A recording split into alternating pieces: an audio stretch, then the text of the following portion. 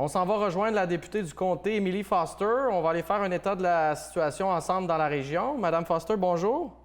Bonjour. D'abord, j'ai envie de vous demander comment ça va. Ça va bien. Ça va vite, mais ça va bien. Comment Et ça se vous? passe justement là, au niveau du service aux citoyens, là? Est-ce qu'on commence à s'habituer au télétravail? Oui, on s'habitue au télétravail. C'est certain que ça offre ses défis, mais en même temps, de nos jours, on a la chance d'avoir des technologies pas mal extraordinaires. Donc, ça nous permet de pouvoir voir les gens, beaucoup de réunions en visioconférence, beaucoup de téléphones, de courriels, d'appels. Ça se poursuit. Il y a un bon rythme qui rentre toujours. Ça n'a pas changé.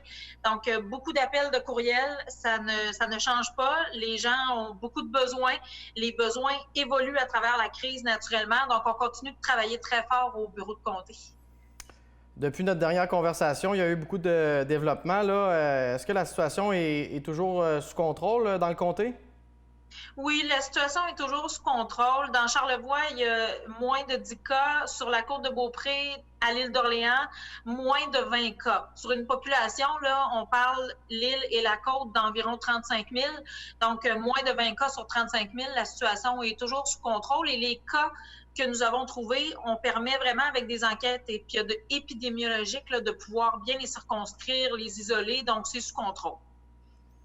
Et on s'était parlé au début du mois. Vous m'aviez dit que votre priorité, c'était vraiment l'enjeu de la sécurité alimentaire, un besoin de base. Est-ce que vous avez continué votre travail là, de soutien auprès des organismes? Oui, toujours, je le continue parce que les banques alimentaires, les popotes roulantes en ces temps difficiles, c'est pas mal le premier besoin. Il y a un paquet d'autres besoins, mais ça, c'est la priorité. D'ailleurs, j'ai eu l'occasion d'annoncer que j'ai donné un montant de 50 000 aux banques alimentaires ou à tout ce qui s'appelle sécurité alimentaire, là, donc à travers tout le comté. Je suis très contente d'avoir pu annoncer ça parce qu'on a doublé notre enveloppe en tant que député là, de soutien à l'action bénévole. Donc, ça nous permet d'aider plus d'organisations en ces temps difficiles. Donc là, en ce moment, est-ce que les organismes peuvent encore vous envoyer des demandes d'aide financière? Là, c'est dans le cadre de l'enveloppe de soutien à l'action bénévole, c'est bien ça? Oui, exactement. Et ils peuvent encore le faire. Il y a encore des sous disponibles amplement.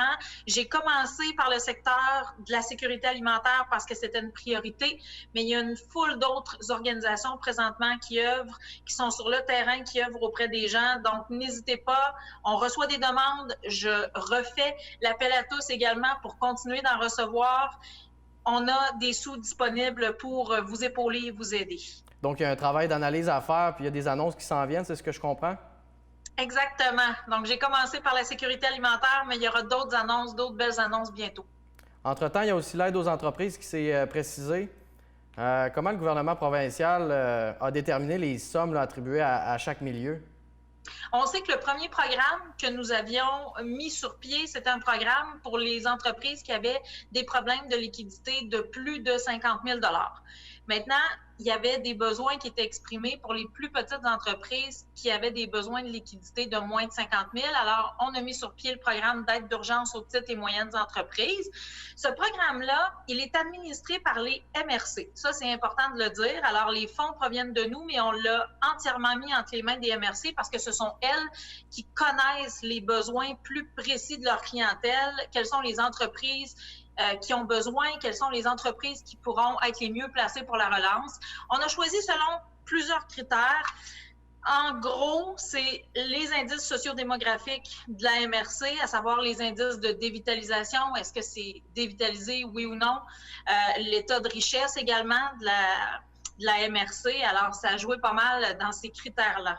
Donc, il y avait plusieurs éléments qui entraient en ligne de compte. Là, du côté de l'île d'Orléans, on estime que le montant est tout à fait insuffisant et que ça va occasionner peut-être des problèmes, là, rendre des gens malheureux. Est-ce qu'on vous a fait part de cette préoccupation-là? Oui, tout à fait. On a eu l'occasion de discuter avec l'île d'Orléans et ce qu'on leur a dit, parce que la consigne, elle est claire, c'est qu'ils peuvent soumettre toutes les demandes. Donc, de ne pas se limiter nécessairement au premier plafond, au premier montant qu'on leur a dédié. Donc, ils peuvent quand même soumettre toutes les demandes et on va les analyser quand même parce qu'on est conscient que les montants par MRC, oui, on a réparti en fonction de la richesse foncière et de la dévitalisation, mais on est conscient que chaque MRC, c'est un cas précis et on est très ouvert à analyser les demandes supplémentaires. Il n'y a aucun problème là-dessus. Donc, les fonds administrés par la MRC, c'est une des façons pour le gouvernement de soutenir la relance de l'économie? Il y a d'autres moyens qui vont être mis en place? Oui, il y a d'autres moyens qui vont être mis en place. On arrive bientôt, d'ici quelques semaines, avec un plan de relance économique qui est travaillé présentement par les 4 ministres qui ont un lien avec l'économie. Donc, le Trésor, les finances, le travail et l'économie, justement, bien sûr, l'économie régionale aussi. Alors, on y travaille très fort. Les députés, on est consultés, les chambres de commerce, les organisations d'affaires ont été sporadiquement consultées aussi parce qu'on veut être sûr d'arriver avec un programme qui s'arrime avec le terrain. Ça se prépare présentement, on le travaille très fort et on sera en mesure de le présenter prochainement parce que c'est important et l'après-crise sanitaire, on s'en va progressivement vers un déconfinement, mais de façon très structurée et très prudente, bien sûr, avec la santé publique toujours qui domine, mais dans la mesure où on s'en va vers ça à l'été, au printemps, à l'été, bien, on aura besoin d'avoir un programme de relance solide et c'est ce sur quoi on planche présentement. Savez-vous quand ce plan-là va être dévoilé par notre premier ministre, François Legault? Ben, écoutez, déjà, on peut vous dire que la semaine prochaine, ça va être le plan sur les écoles. Ça ne veut pas dire que les écoles ouvrent la semaine prochaine. C'est le plan qui est déposé. Ça, c'est différent. Et il y aura des dates avec des étapes. On peut penser que le plan de l'économie va suivre très certainement parce que ça va un peu ensemble. Du moment où on reprend l'activité progressivement économique, on a besoin d'envoyer les enfants à la garderie et à l'école. Donc, tout ça va être imbriqué ensemble, mais je n'ai pas de date précise à vous donner. Mais ça va être un retour à la vie normale graduel, puis je présume que ça va venir aussi avec des mesures particulières là, de précaution? Oui, très.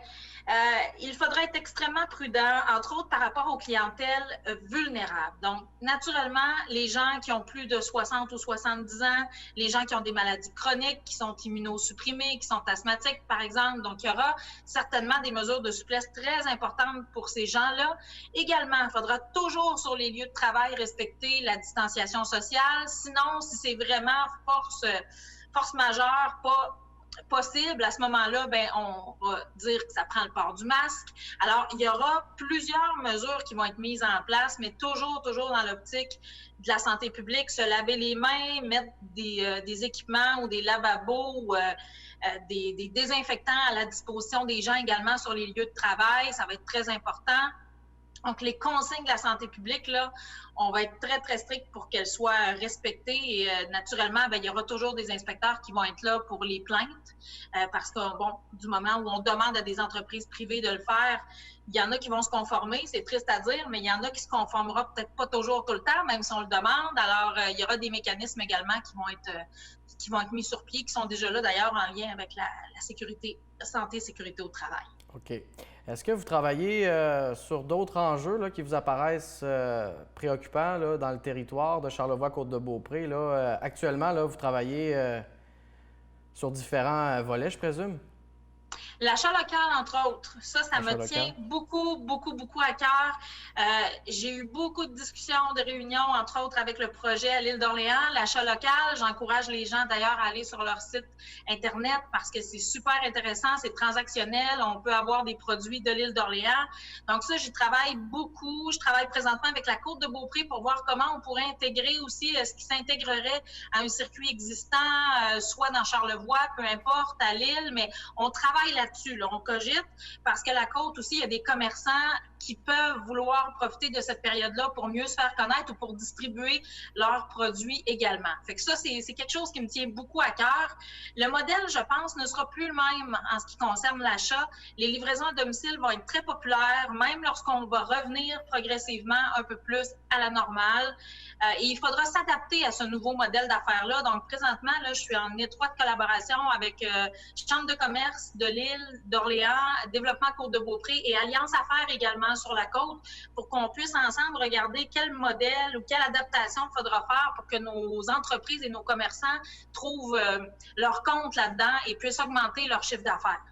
Ah, ben c'est intéressant. Puis en terminant, avez-vous justement un message là, pour les citoyens qui nous écoutent là, de Baie-Sainte-Catherine à Bois-Châtel, en passant par l'île aux Coudes puis l'île d'Orléans, j'en oublie pas?